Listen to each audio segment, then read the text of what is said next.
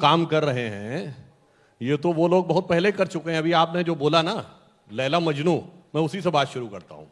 हकीकत क्या है कि यहां कई मजनू खड़े हो गए हैं। एक है मजनू वो जो मतलब मुस्लिमों की स्थिति लैला की तरह हो गई है। एक मजनू है समाजवादी पार्टी, जो क्या कहती है, अरे मेरा कारनामा तो देख, मैंने गोली चलवाई थी। दूसरी कांग्रेस पार्टी, वो क्या कहती है, अरे मैं तेरा आशिक पुराना वो तो देख। और अब एक ये आ गए कहते मेरा खानदानी घराना तो देख।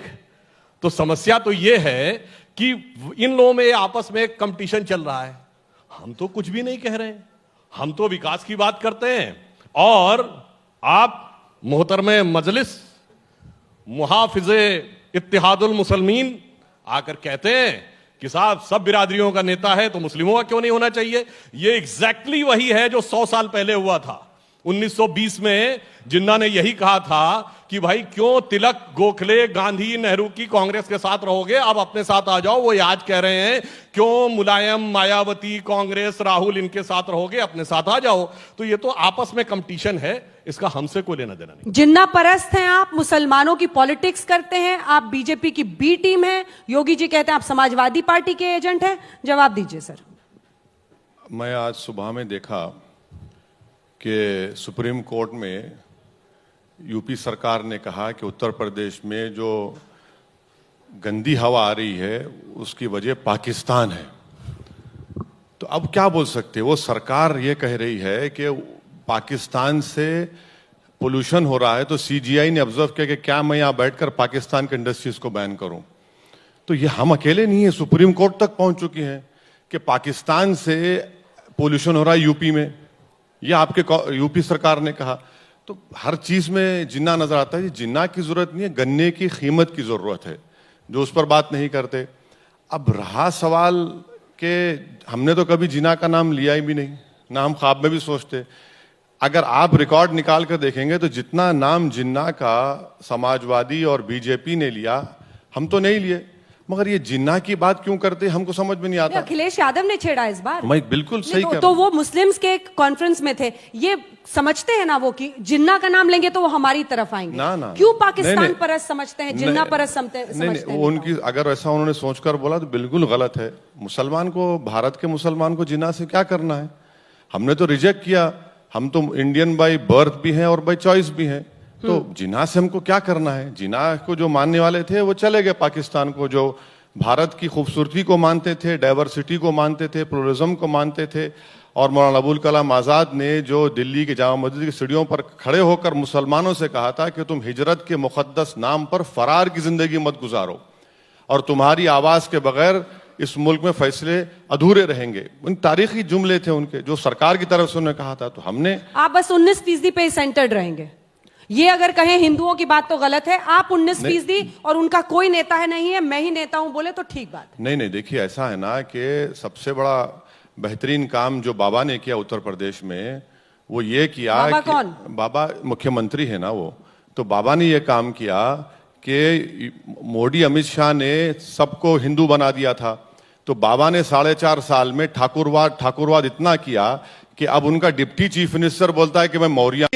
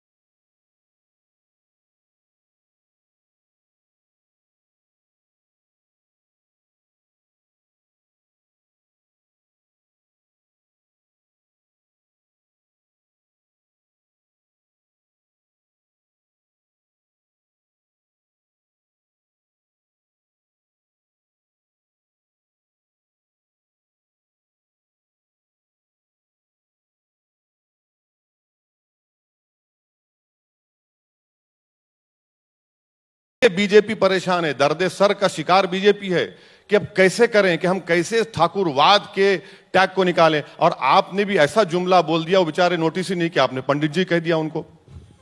पर ये बताइए कि आपका खेल भी तो समझ में आ रहा है सर, मुस्लिम दलित कॉम्बिनेशन आप चाहते हैं। अंबेडकर की पार्टी से वहां पर महाराष्ट्र में आपने गठबंधन किया, वहां से लेकर अब तक आप भी छोटी पार्टी है राजभर साहब के साथ, आप भी तो एक स्ट्रैटेजी से चल रहे हैं ना। नहीं, जाहिर है मैडम, आपका शुक्रिया, आपने स्ट्रैटेजी की बात की, मगर जहां तक दलित समाज की बात है, अब बताइए थोड़े दिन पहले क्या हुआ, मर्डर हो गया, एक परिवार का 2-2 मर्डर हो गए। कितने मर्डर होते हैं यूपी में, दलित समाज पे जुल्म हो रहा है, ये तो बात बिल्कुल सच है। अच्छा, और एक देखिए, जुल्म जब होता है ना, एक गुप्ता साहब मर गए गोरखपुर पुलिस कस्टडी में, तो फौरन मुख्यमंत्री दौड़े, अखिलेश दौड़े, मुख्यमंत्री ने कहा 50 लाख नौकरी, अखिलेश ने 21 लाख का चेक दे दिया। वही एक उत्तर प्रदेश काशगंज में अल्ताफ मारा गया पुलिस कस्टडी में, कोई पूछता नहीं है। फैसल उन्नाव मारा गया, कोई पूछता नहीं है। तो एट्रॉसिटीज में भी अगर आप डिस्क्रिमिनेशन करेंगे तो ये तो रियलिटी बता रहा हूं मैं आपको, इसमें गलत क्या कह रहा हूं मैं? एट्रॉसिटीज में भी आप लोग हिंदू मुस्लिम करते हैं। देखिए, जहां तक एट्रॉसिटीज की बात है, हम किसी भी प्रकार का कोई भेदभाव नहीं करते। मैं तो एक सिंपल सी बात कहना चाहूंगा, इनके नजरिए में हमेशा आता। पहले तो एक बात क्लियर कर दूं, इन्होंने हमारे मुख्यमंत्री जी के लिए कहा कि भाई वो ठाकुर हैं। मान्यवर, जिसको हिंदू धर्म की परंपरा को पता हो कि जो व्यक्ति संत हो जाता है, वह व्यक्ति अपना पूरा परिवार, जात तो छोड़िए, परिवार छोड़ देते, अपना पिंड दान कर दिया जाता है, नाम बदल दिया जाता है। इसीलिए योगी जी अपने शपथ पत्र में अपने पिता का नाम नहीं लिखते, अपने गुरु महंत अवैधनाथ का नाम लिखते हैं, क्योंकि हमारे यहां परंपरा है, जात न पूछो साधु की, पूछ लीजिए ज्ञान, मोल करो तलवार का, धरी रहे दो म्यान। अब मैं दूसरी बात पे आता हूं। देखिए, इनका तो अपना एक चश्मा है, एक नजरिया है, जैसी नजर है वैसा नजरिया है। इसलिए इनको तो यह भी नजर आता है, ये कोई आज की बात थोड़ी है कि मुस्लिमों पे अत्याचार ज्यादा हो रहा है, उनके ऊपर कार्रवाई ज्यादा हो रही है। ये जब पोटा आया था तब भी यही कहा गया था। चलिए, पोटा लाए हम थे, हटाया था कांग्रेस ने। अरे टाडा याद करिए, लाए राजीव गांधी और हटाया गया नरसिम्हा राव के जमाने में। किस लिए? मुस्लिम ज्यादा शिकार हो रहे हैं। ये मुस्लिमों के अंदर जो एक विक्टिम कार्ड खेलने का जो तरीका है, उसने मुस्लिम समाज का बहुत अहित किया। क्यों? अब मैं ये भी बताता हूं। हमारी सरकार आने से पहले उत्तर प्रदेश में पूर्वांचल का इलाका देखिए तो कौन से नाम जाने जाते थे? अतीक अहमद, मुख्तार अंसारी, अबू सलेम छोटा शकील। अब तो वो नाम नहीं दिखते। और मैं कहता हूं, ये तब से नाम दिखने लगे जब से देश सेकुलर हो गया। जब ये देश सेकुलर नहीं था 1976 से पहले, इसी उत्तर प्रदेश में बदायूं का रहने वाला शकील बदायूनी एक भजन लिखता था।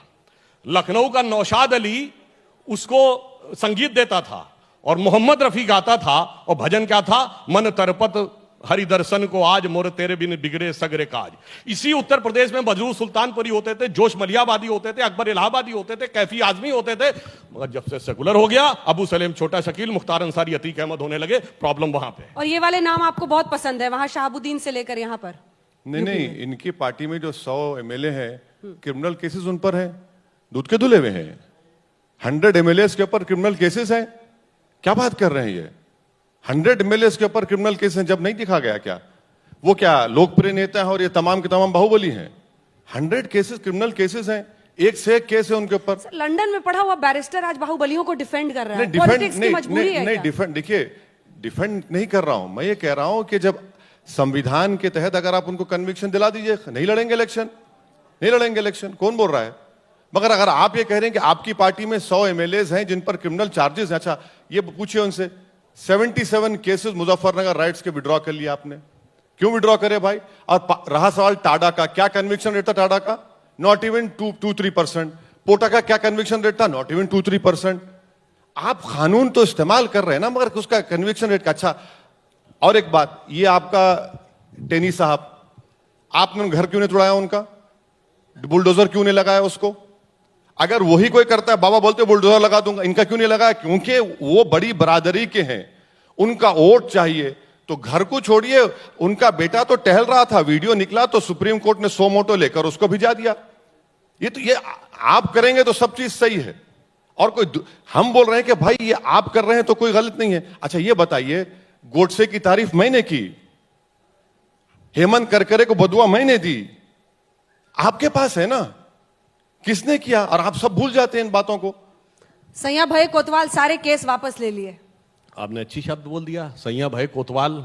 जानते हैं कहां पे हुए थे जाक कोतवाल? अभी जहां इन्होंने बात शुरू की वहीं से। आपने तो कहा कि ये तरफदारी कर रहे हैं, मुख्तार अंसारी पे मुकदमा दर्ज हुआ यहां, और जहां पे कहां पे उनको सैया कोतवाल नजर आए? पंजाब में महफूज मुकाम पर जलवा अफरोज थे, क्या यूं कहूं शुद्ध हिंदी में, पंजाब की कांग्रेस सरकार के स्नेहपूर्ण सानिध्य में स्वास्थ्य लाभ कर रहे थे। अब बताइए कौन बी टीम है कौन ए टीम है?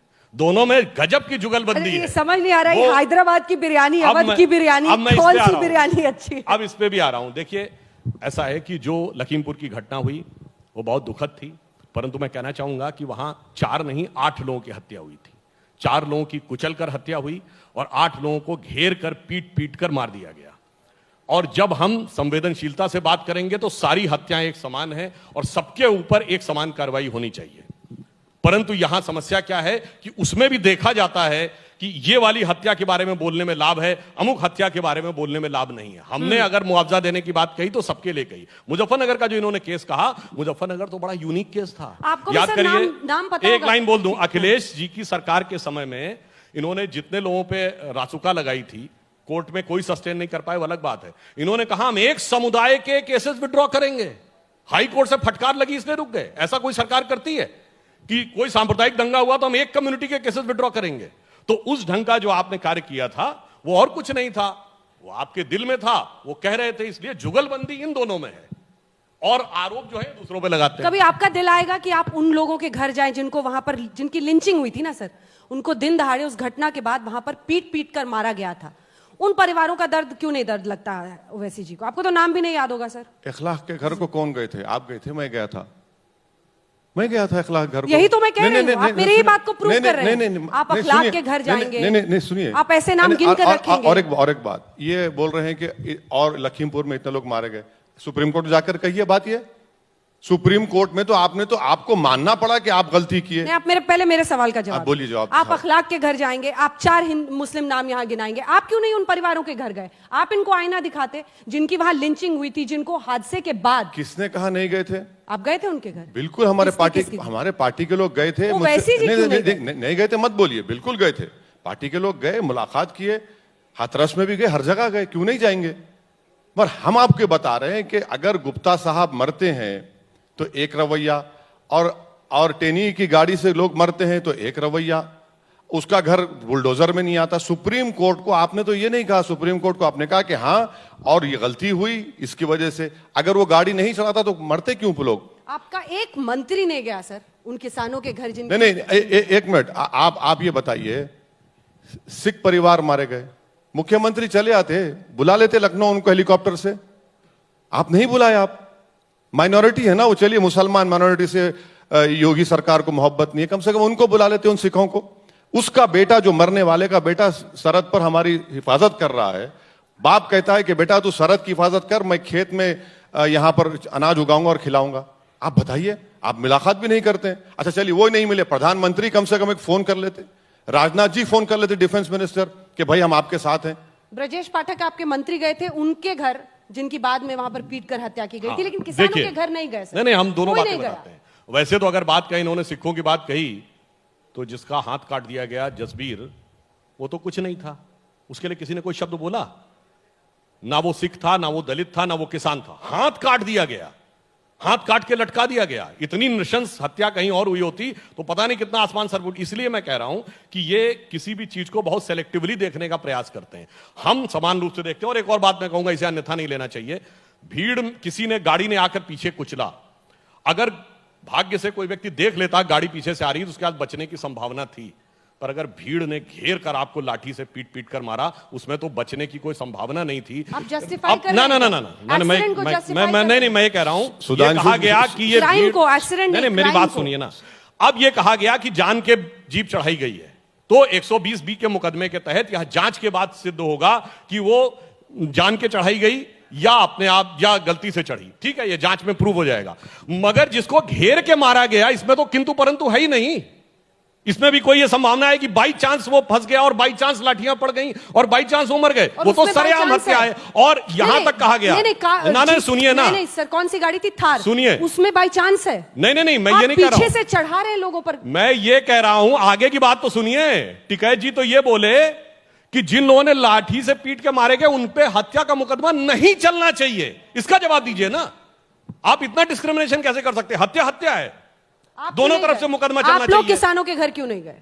दोनों, हमने सबको समान रूप से दिया। ये तो गए भी नहीं, दिया ब्रजेश जी भी कहां नहीं। गए थे? ब्रजेश जी किनके घर गए थे जिनकी बाद में जी हत्या मानी की हुई गई बात थी? है, चूंकि उनके यहां तो किसी ने नाम तक नहीं लिया तो इसलिए हम लोग गए। और जहां तक ये बात है, तो ये लोग जब आए तो एक और बात समझिए भैया, लखीमपुर की इतनी दौड़ चल रही थी, इतनी दौड़ चल रही थी पंजाब से कि मुख्यमंत्री अलग आएंगे और उनके अध्यक्ष अलग आएंगे। इसका क्या मतलब था? इसका मतलब वहां लखीमपुर के किसानों से हमदर्दी नहीं है, उनके ऊपर राजनीति करने का उद्देश्य। वरना अगर पार्टी है, और सुनिए, उधर प्रियंका गांधी अलग जाएंगी, राहुल गांधी जी अलग। भाई एक पार्टी के 4 लोग जा रहे हैं, एक ही प्रांत के 2 नेता अलग अलग जा रहे और आप हैं। एक लोग हवाई सबको- जहाज से जा रहा है और एक by road, Sidhu by road जा रहे हैं, चन्नी हवाई जहाज से जा रहे हैं। ये क्या है भाई? और आप लोग हर जगह रोक रहे थे, अरेस्ट कर रहे थे सबको खाली।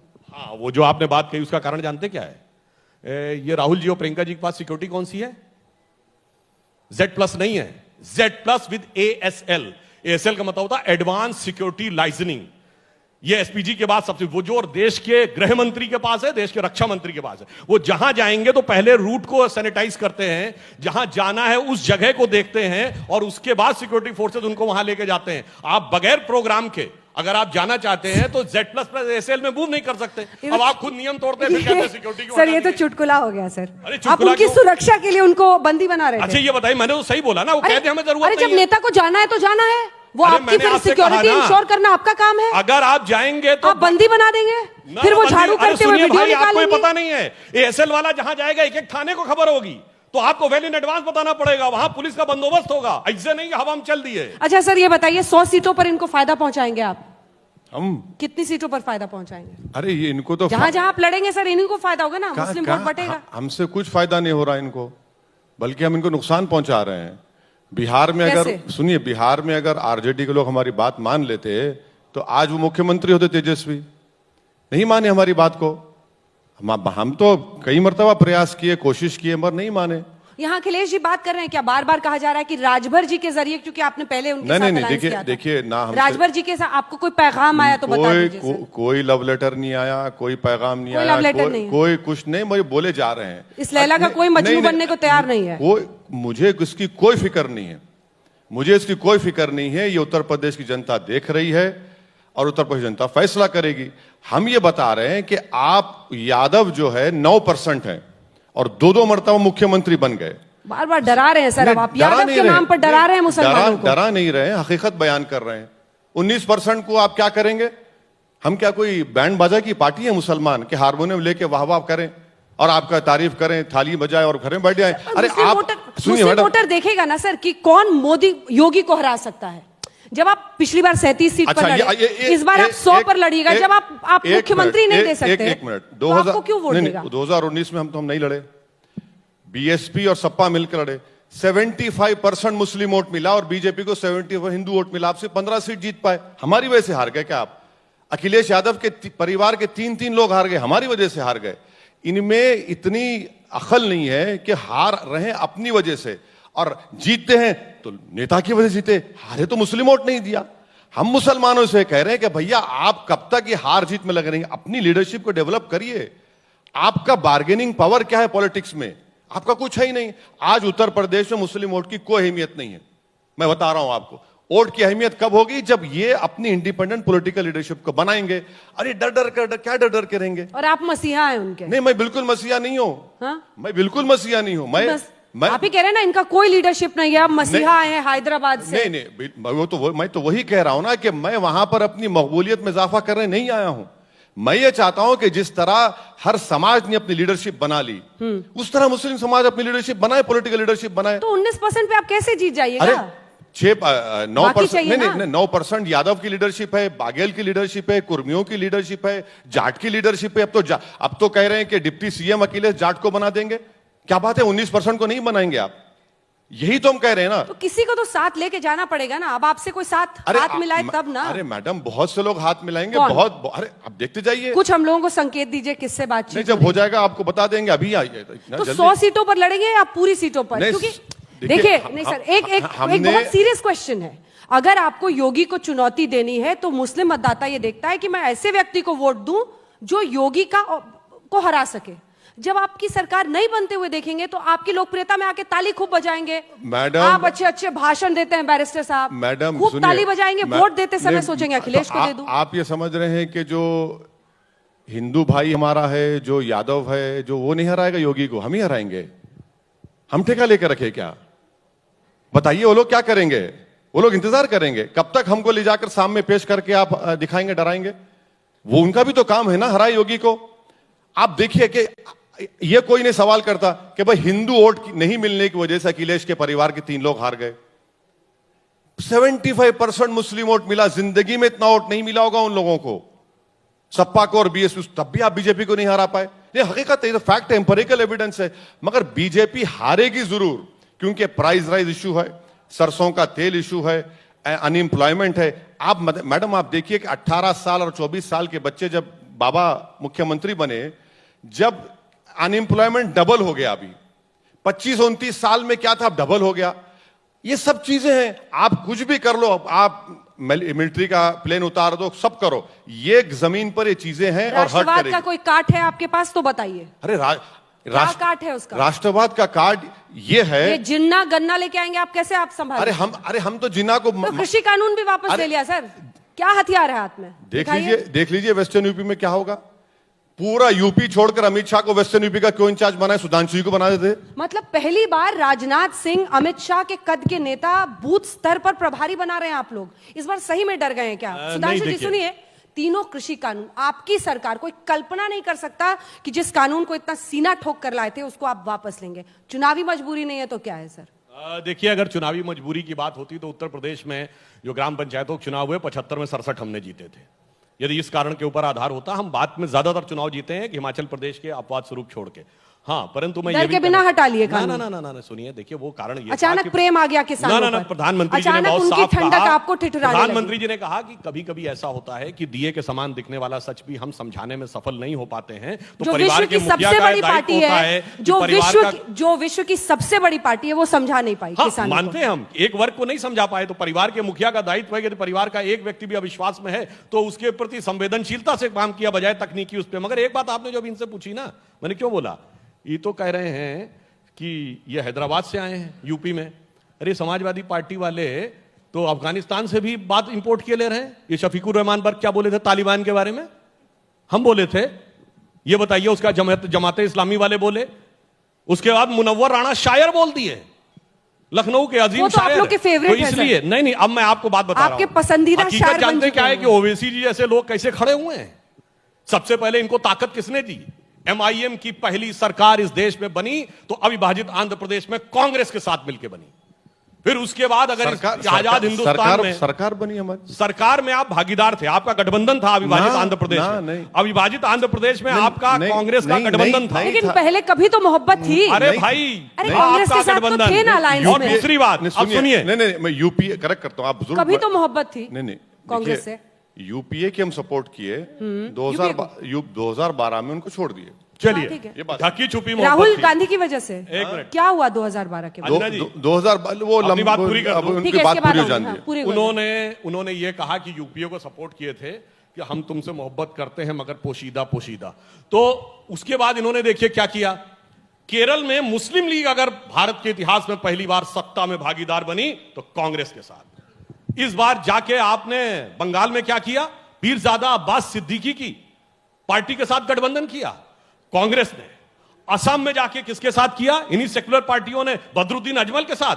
तो खड़े तो इनके जैसे लोगों को वो कर रहे हैं। इसीलिए मैंने जिम्मेदारी से कहा कि वो इनकी बी टीम है, क्योंकि इन लोगों का, जिन लोगों का ये विचार है कि हार्ड लाइनर मुस्लिम्स को आगे रखना, रियल मुस्लिम्स को नहीं। अब्दुल बारी सिद्दीकी और बदरुद्दीन अजमल के साथ आपको खड़ा कर रहे हैं। सुनिए, कांग्रेस के प्रॉप हैं आप। सुधांशु जी, औरंगाबाद की सीट शिवसेना को हमने हराया नहीं हराया आपको? बगैर कांग्रेस से सपोर्ट के हमने हराया ना, हमने हराया। बिहार में हम 5 एमएलए जीते, कांग्रेस को हराया हमने। 19 लड़े, जिसमें से कांग्रेस को हराया हमने। तो ये आप दूसरी जो मिसालें दे रहे हैं सही है। जहां तक हमारी बात आपसे कह रहे हैं कि अगर हम किसी से मोहब्बत करें खुल के करते हैं, नफरत करें खुल के करते हैं। ये हमको आदत नहीं है कि चिलमन के पास भी ठहरेंगे, चेहरा भी दिखाएंगे, बेटा चेहरा देख लो, वो नहीं होगा हमसे।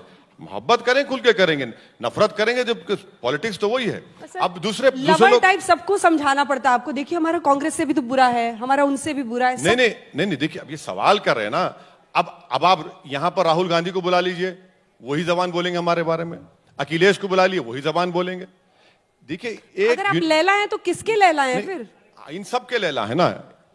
इनके घर में चिराग नहीं जलता बगैर हमारा नाम लिए। हमारा नाम लेना जरूरी है क्योंकि डराना है मुसलमानों से।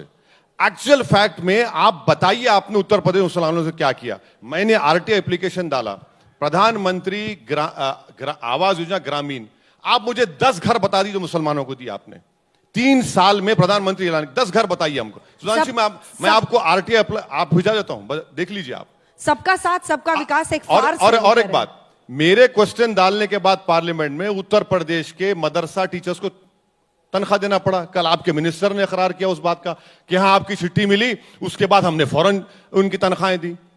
यही तो हम कह रहे हैं कि भाई मुसलमानों को यह बात समझना है कि आपको अपनी लीडरशिप बनाना है, इसमें जमहूरियत मजबूत होगी। क्या बिगड़ गया आपका कांग्रेस के साथ? क्यों यूपीए से बाहर हो गए? क्या राहुल गांधी उनकी नेतृत्व क्षमता पर आपको ममता बनर्जी कह रही हैं कि विदेशी वेकेशन से नहीं चलेगा? अब ममता बनर्जी हमारे से मुकाबला करे, उनको बी टीम बना दी। हम बोले नहीं भाई वो तो हमारा टैग है। आप तो हर राज्य में जाते हैं और फिर नहीं, कांग्रेस उनको बी टीम कह रही है। मजा आएगा ना गोवा में। आप गोवा में बताइए कौन बी टीम है? वहां पर आप भी है, ममता भी है, कांग्रेस भी है। ममता बनर्जी चुनाव लड़ रही है जोर शोर से। लड़िए, बहुत अच्छा है। पूरे गोवा में उन्हें होर्डिंग्स हम लगवाई। तो यही कह रहे हैं कि लड़िए चुनाव, और हमको यकीन है कि आने वाले 2-3 साल में कांग्रेस इम्प्लोड हो जाएगी। बिल्कुल इम्प्लोड हो जाएगी, बिल्कुल होगी, अंदर ही अंदर फट जाएगी। G23 पर भरोसा है आपका? हाँ G23 नहीं, हमको सिर्फ अल्लाह भरोसा, इंसानों पे नहीं है। राहुल गांधी, एक सेकंड सर, राहुल गांधी की नेतृत्व क्षमता पर कौन है? हम नहीं जानते उनको कभी। राहुल गांधी नहीं जानते।